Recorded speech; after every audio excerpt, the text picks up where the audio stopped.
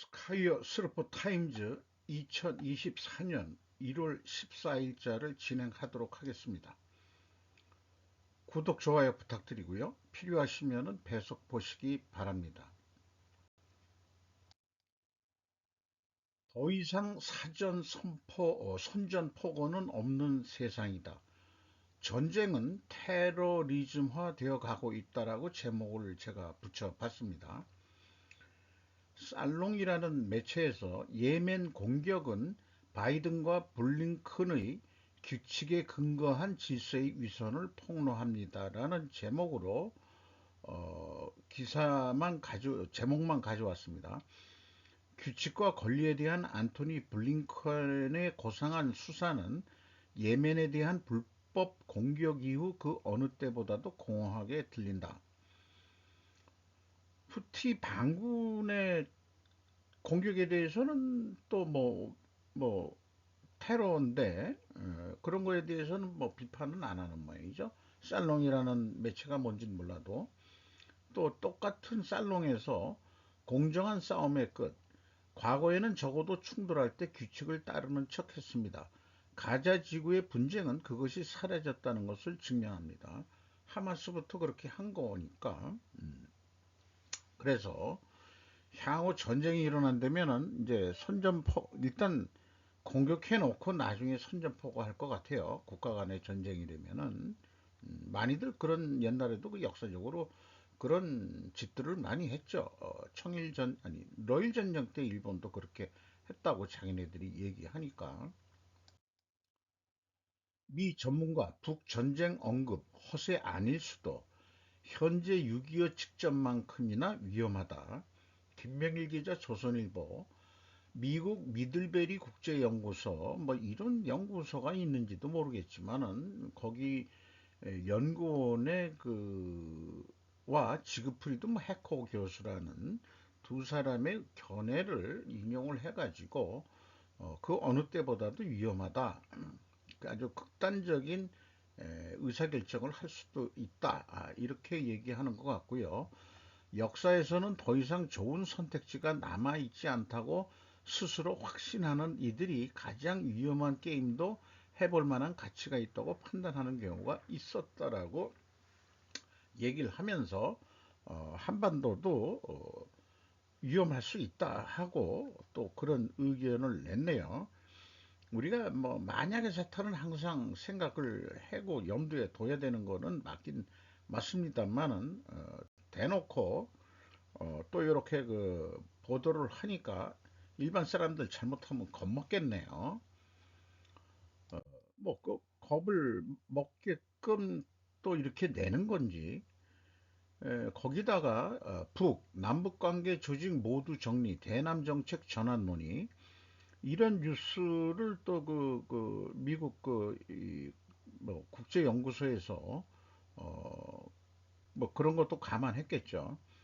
어쨌든 뭐 작년 연말부터 이제는 우리는 남이다. 적대적인 국가관계, 교전국 관계에 완전히 고착됐다. 이렇게 이 김일성이가 얘기한 거 통해서 대남 대화 창구 다 정리하고 모두 정리한다는 얘기는 남기겠다는 게 아니고 싹 없애고 이제 남는 거는 이제는 이제 발생한다면 전쟁뿐이 아니다. 이런 표현도 했네요. 더 이상 시적 관계 아니다. 마이니치 신문, 요건 마이니치 신문이었고, 요건 12월 말일자 뉴스고요. 13일 지나가지고, 대남 기구들 다 정리했다는 뉴스도 또 연속해서 이렇게 냈습니다. 호감도 42.9%, 별종 트럼프 식지 않는 인기 비결 세 가지. 그 그림으로 나와 있고 이것은 그 기자들이 발간한 책이라고 그러는데요. 이런 거를 소개하고 있고 레이건만큼 그 인기가 있다 하는데 이런 걸 보니까 이 소련 해체할 때 레이건 대통령이 큰 역할을 했죠. 저는 만약에 그 트럼프가 다시 당선이 된다 그러면은 중국 해체를 해 할 수 있었으면 좋겠어요. 트럼프가 만약에 당선이 된다면은 그랬으면 좋겠습니다. 그래서 그 세 가지 인기 비결이 쇠락 위기감에서 강한 미국 회복의 적임자다. 또 두 번째로는 트럼프의 소통력, 협상력, 전략적 사고가 또 인기 비결이다. 세 번째로는 의외로 실용적인 정책에 매력이 있다. 이런 거를 소개를 하고 있네요. 미국 대통령으로서 23년 만에 대한민국 국회 연설에서 그는 과장이나 허풍, 위협적 언사가 아닌 정돈되고 절제된 단어와 문장으로 진솔한 견해를 밝혔다. 연설의 핵심 메시지는 북한은 감옥 국가이다. 북한의 핵무기 추구는 헛된 꿈이다. 자유주의 세계 질서와 자유 대한민국의 수호 의지는 확실하다 등으로 압축된다. 이런 연설 내용을 뜯어보면 그가 최소한 북한을 핵 보유국으로 손쉽게 인정해주고 손잡거나 혈맹인 대한민국을 북한의 핵 무력 앞에 무방비로 방치하거나 금전적인 이유로 주한미군을 일방 철수하는 행동은 하지 않을 것이라는 추론이 가능하다. 국회에서 그 미군은 법으로 2만 8천 명인가 그 이하로는 못 줄인다라고 뭐 통과가 됐다고 그러죠.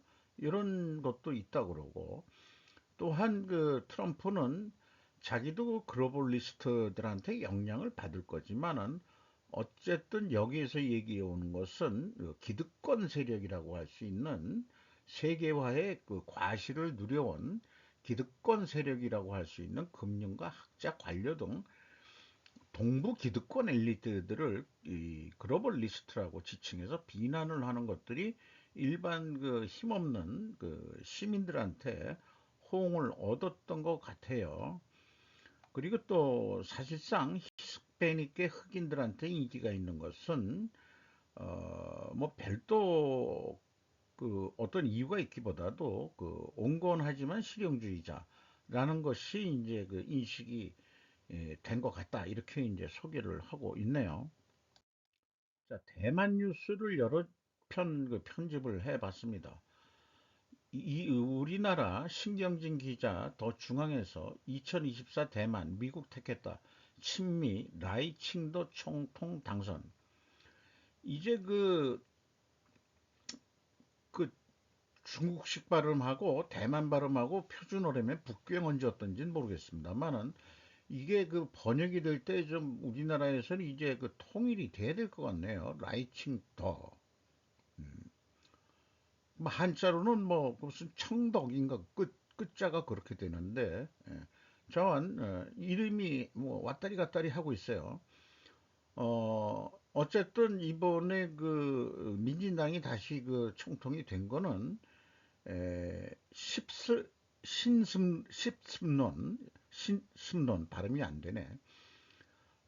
그런 거에 대해서 젊은 층이 크게 반발한 게 이제 큰 원인이더라고. 우리나라 뉴스 보도는 그렇게 했고요.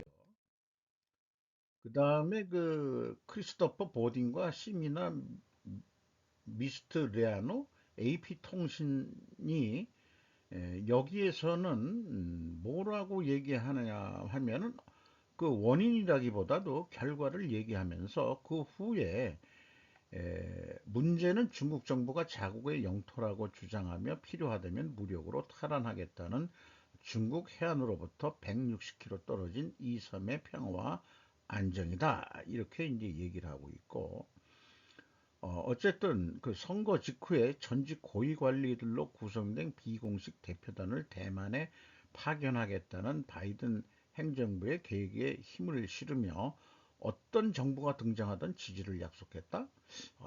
그런가요? 자, 중국은 전쟁과 평화 사이에 선택을 해야 될지도 모른다. 이런 뉴스로 내보냈네요. 유권자들은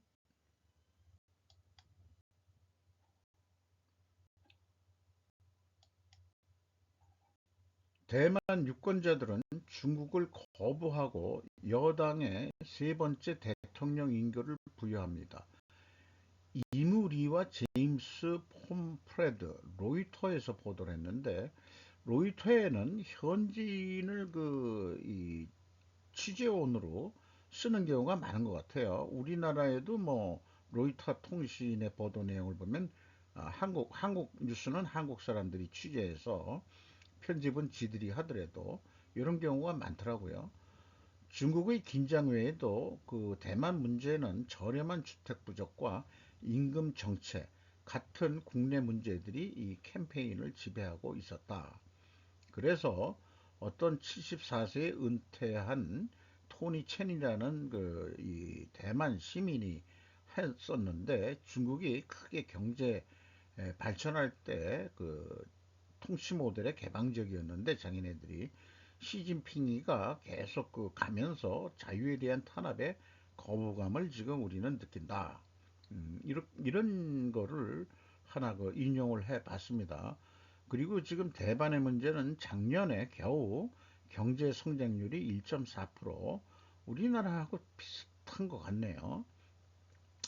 그리고 앞에 뉴스에도 나왔지만은 에, 감당할 수 없는 주택 가격과 임금 정책 이런 문제들이 좀 문제가 있었다 이렇게 얘기는 하지만, 결국 그래도 민진당을 선택을 했다 그런 얘기가 되겠네요.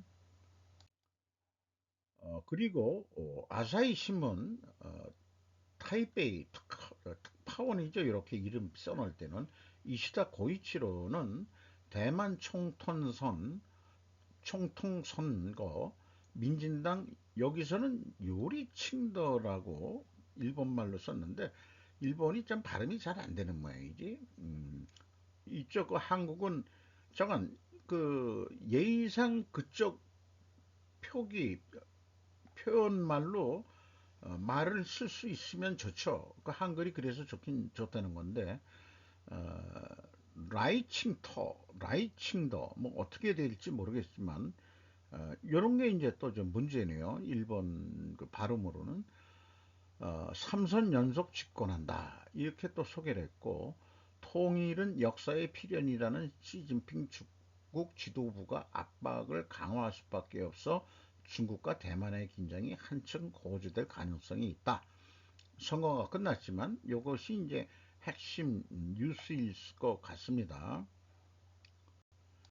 그러면 우리 미국 바이든 할배는 뭐라고 그랬냐? 미국은 대만의 독립을 지지하지 않습니다. 스티브 홀랜드, 난티타 보스, 트레버 헌니커 세 사람이나 달라붙어 가지고 뉴스를 길게 만들어냈는데요.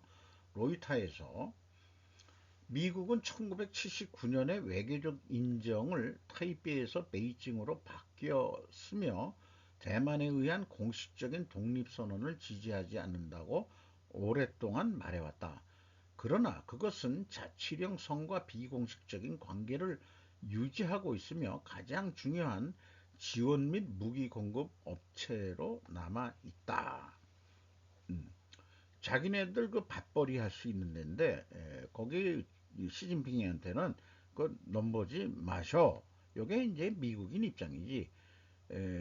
당신네들하고 무역 거래하는 것만 해도 고맙다고 생각해. 근데 대만까지 먹겠다 그러면 안 되는 거 아니야? 이런 게 이제 미국의 입장이라는 거고, 이번 선거 전에 어떤 국가가 선거에 개입하는 것은 용납될 수 없을 것이라고 경고도 했다 그런 얘기예요. 그러니까 대외적으로는 그렇게 얘기하는데, 어쨌든 뭐 전직 고위 관리나 뭐 이런 사람들 또 파견한다, 이런 거 가긴 갈 거고, 또 총통 취임식 때도 이 공식 축하 사절은 아니지만은 비공식적인 축하 사절도 갈 것 같고, 우리나라도 뭔가 하나 보내야 되지 않겠어요? 그렇게 생각이 되는데, 일본은 뭐 적극적으로 보낼 것 같고, 그래서 바이든 할배가 속내가 이랬으면 좋겠어요. 중국이 소련과 같이 해체되었을 때 대만 독립을 표현할게. 이런 날이 오기를 저는 희망합니다. 좌든 우든 청산 좀 그만하고 좀 생산에 집중 좀 하자. 장부승 일본 관서 외국어대 국제관계학 교수 글을 그 조선일보에서 보도를 했는데요. 서울의 봄을 그 풀어가면서 얘기했는데 최근 일각에서 운동권 청산 얘기가 기득권화돼 가지고 이런 얘기도 나오는데 이해는 된다. 하지만은 이제 청산 좀 그만하자. 응? 음. 일제 청산, 독재 청산, 이제 운동권 청산까지 한국 정치는 청산만 하다 날이 샌다. 아주 그냥 시원시원한 표현을 하네요. 이제 우리나라는 겨울이 오는데 서울의 봄 좋아하고 자빠졌네. 이제 그 서울에 겨울이 온다. 지금 겨울이라서 겨울인 게 아니고 이제 아주 죽게 생겼다. 응? 그래서 이 문제들을 청산한다고 해결되는 게 아니다. 우리 앞날이 그 생산적 비전과 그 실행만이 방파제가 될 수 있을 것이다. 그러니 생산에 집중하자. 아우 그 말이 그냥 절대 옳은 얘기죠. 네. 그 생산에 집중하자는 먹고 사는데 힘쓰자. 이런 얘기 아니겠어요? 이제 한국은 겨울이 닥쳐올 거다. 스루프 타임즈도 한국 저성장 부전은 뉴노멀이라고 하는 거에 다들 인식들을 같이를 하고 있는 것 같습니다. 미국과 동맹국들 공습에 대한 후티 보복에 대비한다. 그래서 그 이 지역 지도로 했는데 지금 그 사우디를 가운데 두고서 예멘하고 시리아, 이라크가 이란에서 그 반군들을 지원한다 이런 얘기 아니에요. 이란하고 사우디는 이제 적대적인 나라고. 근데 어찌 보면은 사우디가 중간에 그 위아래로 갇혀 있는 땅덩어리는 뭐 이란도 되게 크긴 크네요. 사우디도 크지만은. 그러나 쓸모 있는 땅이 뭐 얼마나 있는지 모르겠지만은 이란도 그렇고 어쨌든 그런 제목만 얘기해도 이것은 충분할 것 같고 후티족은 2019년에 사우디 왕국의 석유 생산량의 절반을 일시적으로 무너뜨리는 히트라고 그랬는데 공격을 한 것을 자기네들이 주장했던 것을 포함해서 과거에도 사우디 영토를 공격을 했었다. 예멘에 있는 이 예멘도 뭐 남예멘, 북예멘 뭐 이렇게 다 통일이 됐다는 얘기를 들었는데 그 뭐 별로 신경을 못 썼는데 요즘 또 후티 반군 때문에 요게 이게 그 저기 이게 홍해죠. 홍해 여기 그 끝부분에 그 해협에서 그 참 무역의 그 통로인데 여기서 이제 말썽을 좀 피우고 있으니까 영미 영미 미영이라고 그러면은 이름 그래도 이쁘네. 영미가 합작해가지고 그 공격하고 지금 그러고 있죠. 네.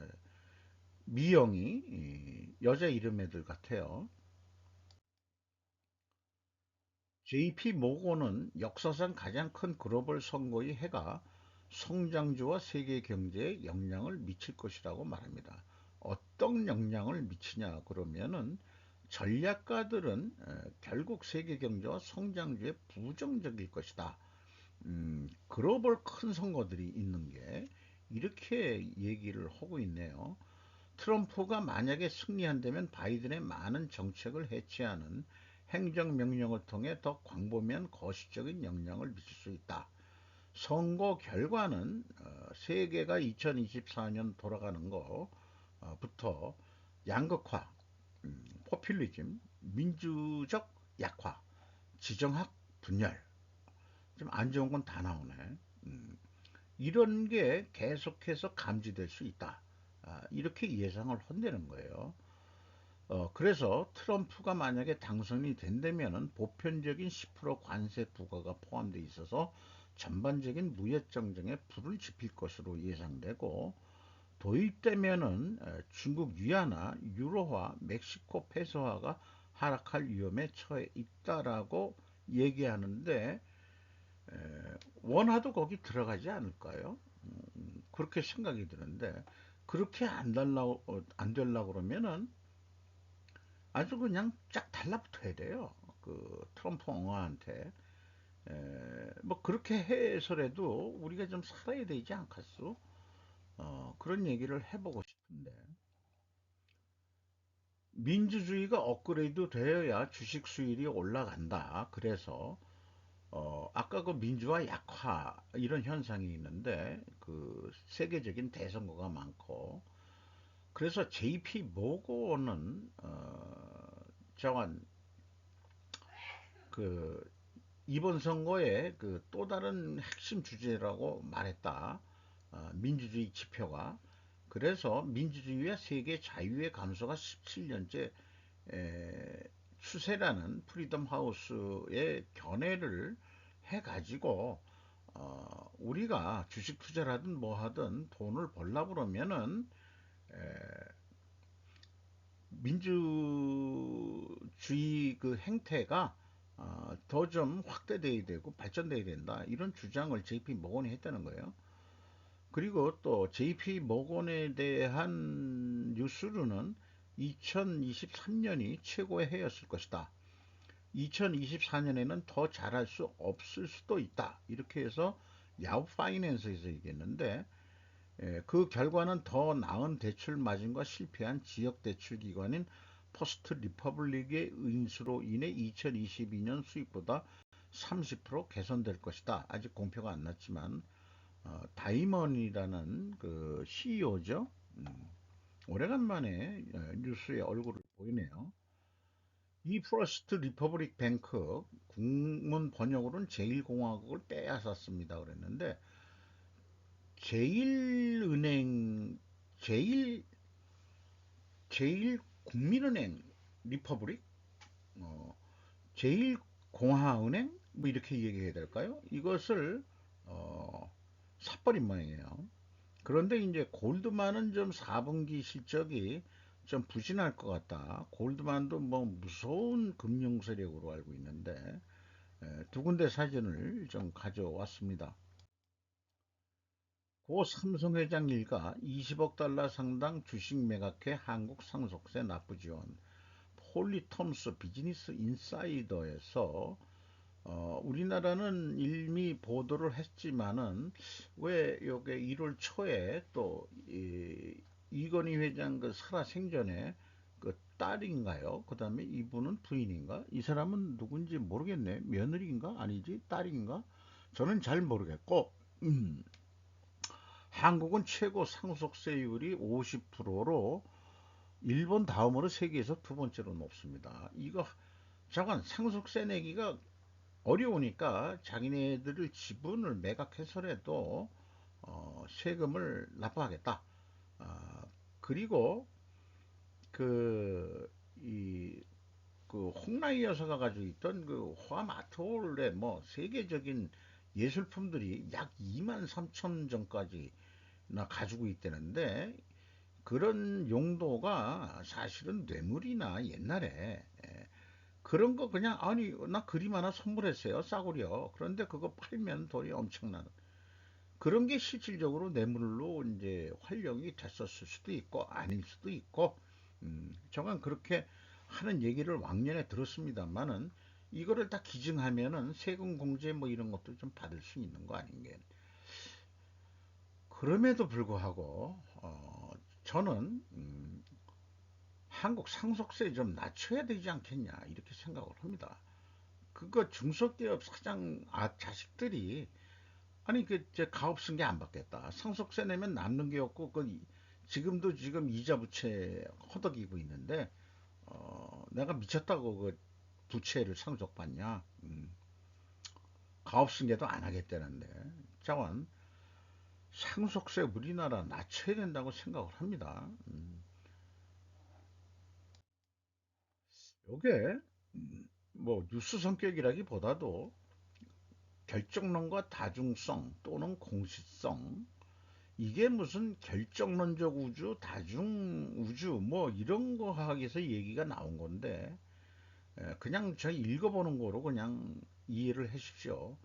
과거와 지금까지의 움직임을 관찰한 후 알고리즘을 이용하여 움직임을 예측하는 프로그램을 만들었다. 현재의 0과 1을 차례로 처리하는 비트 방식이 아닌 0과 1을 동시에 처리하는 큐비트 연산법이 필요하다. 이는 양자의 영역이다. 이 둘이 같이 움직이는 그런 곳이 다중우주 속 어딘가는 존재한다면 자신이 정확하게 예측했다고 하는 것이 우리 세계가 아닌 다른 세계라는 것이다. 우주는 결정론적일까? 우주는 원인이고 결과이다. 원인은 결과에 앞서고 결과는 원인으로 이끈다. 멋있는 말이에요. 다중우주를 기반으로 시스템을 재구성을 해볼 수도 있는데 그렇게 되면은 모두가 자유의지를 가지고 살아가고 원인은 똑같지만 결과가 다른 수많은 우주가 존재한다. 저는 그 결정론정하고 다중론하고 그 다중을 공식성으로 또 이해를 제가 하려고 그래요. 그러면은 그 이게 여기서 얘기 나오는 원인은 결과를 앞서고 결과는 원인으로 이끈다 어떻게 표현하든지 간에 제가 그 소개하는 이펙트 코즈 이펙트 결과 원인 결과 이런 연결의 그 논리적인 사고방식 이런 식으로 뭐 또 알고리즘을 예측 알고리즘을 만들 수 있는 거 아니겠느냐. 뭐 저는 전산 프로그래머도 아니고 그렇습니다만은 이렇게 이해를 좀 하게 됩니다. 그래서 다중 우주라든가 다중 세계라든가 이런 것은 공식성하고 같이 생각을 해야 되는 문제로 생각이 들어요. 이상 마치도록 하겠습니다.